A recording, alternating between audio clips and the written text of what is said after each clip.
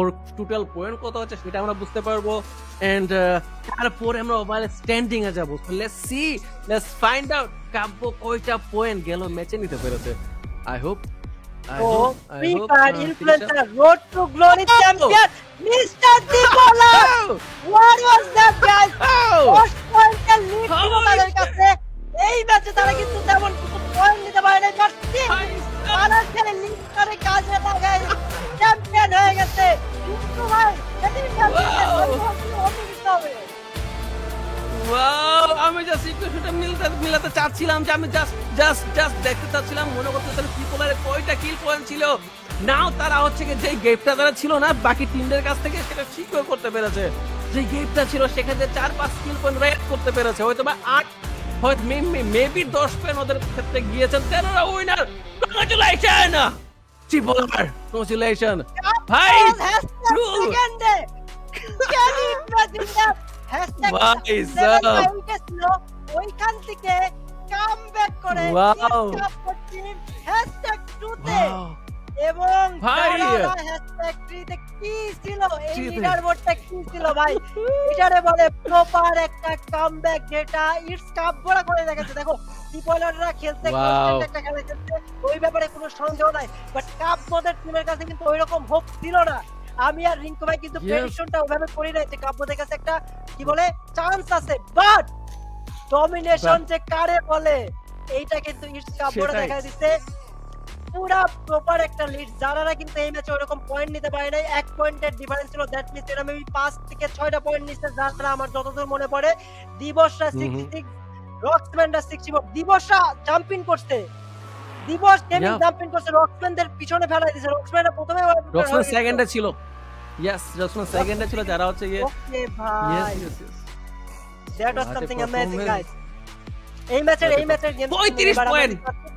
35 point গেল ম্যাচে ছিল 35 পয়েন্ট আমি সেটাই বলছিলাম ওয়াও 23 পয়েন্ট 35 পয়েন্ট শুধুমাত্র এই ম্যাচটাই হচ্ছে গিয়ে না কাপড় হিসাবটা টোটাল চেঞ্জ করে দিয়েছে যেটা yes Zara and RRR both are 6 points only. Both have collected only 6 points. I'm ভাবছি somehow maybe Zara টিপলারদের পিছনে ফেলাই দিবে আমার মনে হয়েছিল জিনিসটা বাট সেই যে 10টা পয়েন্টের লিড এইটাই কিন্তু RRR কে পুরো টপে রেখে দিয়েছে 10টা পয়েন্ট আর অন্যান্য টিমের থেকে অনেক বেশি পয়েন্টের লিড ছিল এবং কন্টেন্ট লেজেন্ড আমরা দেখতে পাচ্ছি বাংলাদেশ টপ ওয়ানে যারা ফ্যান মেসেছো তোমরা মন খারাপ করার কোনো কাজ মানে কারণই নাই কজ কন্টেন্ট লেজেন্ড যে একটা 4 লাখ টাকা নিজের পকেটে নিয়ে চলে যাবে সেটা হলো তোমাদের আর কেউ না রাজ ভাই ওয়াইটি তাদের ডমিনেশন আমরা একদিক দিয়ে হচ্ছে উইনার রাজ ইয়েস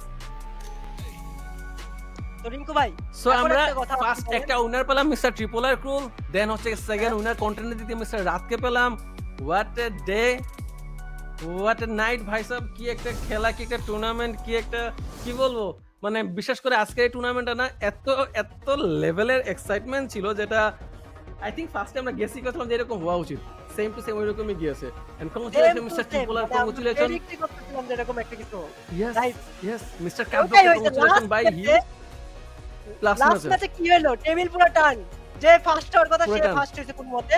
আমি তো ভাবছিলাম না যে টিপলার ভাইরা ফার্স্ট হবে আমি কোনোমতেই ভাবি নাই কস্তারা প্রথমে লিমিট হয়ে গেছিল কাব্যর কাছে যদি একটু পয়েন্ট বেশি থাকতো জাস্ট ইমাজিন করো যদি আরো 6টা পয়েন্ট আরো 6টা কিল যদি সামহা ওদের পকেটে চলে যেত খেলা ওরা উইনার হয়ে যেত তাহলে অন্য কিছু হয়ে যেত ট্রিপলার যদি পজিশন পয়েন্টে আরেকটু আগে মারা পড়তো তাহলে খেলা হয়ে যেত যাই হোক what a day redeem code check করে নিও লাস্ট রিডিম কোড ডেসক্রিপশন বক্সে পিন কমেন্টে and thank you so much যাদের স্ট্রিমে ছিল ইয়েস মিস্টার যারা আছো ভাই সব আমি হচ্ছে ইলিউশনিস্ট এ হচ্ছে ক্রুল তোমরা আমাদেরকে ফলো করে নিও ফেসবুক এবং ইউটিউবে দুজনে আছি আমরা আজকের দিনে ক্রুল আজকে আমার পক্ষ থেকে বিদায় হোয়াট এ ডে